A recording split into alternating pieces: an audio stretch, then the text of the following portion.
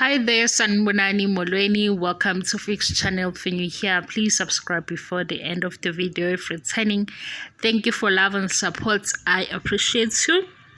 Indlu kamacele sisesiphak manje.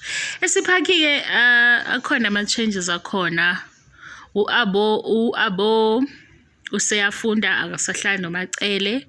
Ulwandle okubhuti omdala uSomseleku inkosana inkosana yakamseleku ukwenye ijeni manje angazi uma uyisangoma noma umthandazi kodwa unabantu abadala.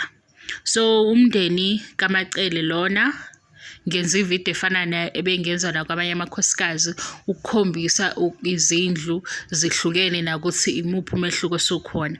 Ulwandle masimlalela uthi manje usezothatha ijeni efana nekababa wakhe uzothatha isithembu.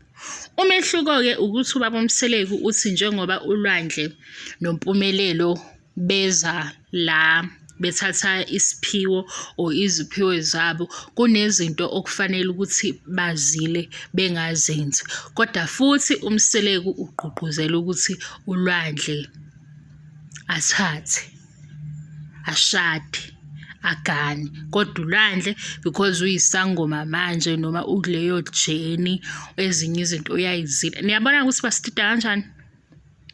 Uma mkhulu ke siyazi ukuthi umzalwane ukholelwa kwizinto zikaNkulunkulu. Ube nokubuza ke ulwandle ukuthi igift le ayithathayo oyisiphiwo sakhe uyasiqonda yini kahle.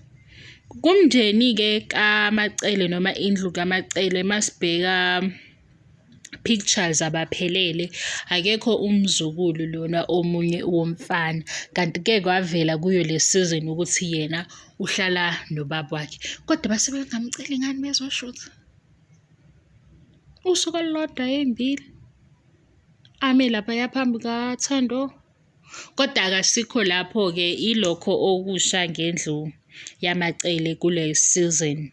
Uabo uyafunda engase futhi wenza izinto eziphathelene ne-TV sike sabona kancane phethe amakhamera.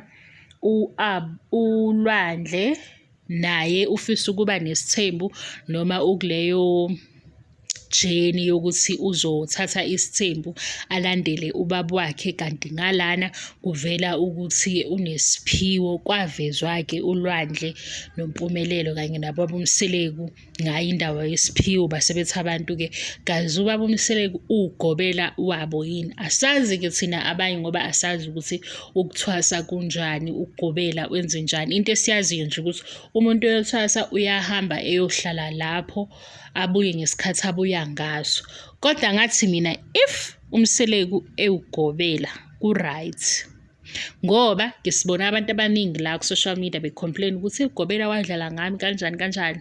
Uma kuba khona izinto ezi-wrong babuza khona la eduzane kubaba mawukuthi ugobela kodwa kwi-previous season yothando nesithembu ku-season 2 no-3 uMseleku ube umfundisi wazi wathandazela imindeni ewu2. Ziyajika izinto la kuthanda nesithembu uthi usabambele sekwenzekale ubambele sekwenzekale noma mkhulu sasingazi ukuthi umzalwane sayitshela ukuthi first wife ngoba besizitshela ukuthi first wife ngoba azizinto zamasiko kanti uphuma kwi-background yabazalwane.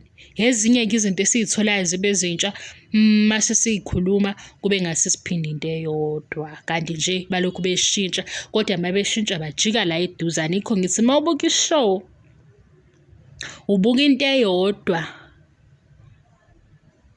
ngendlela ehlukile.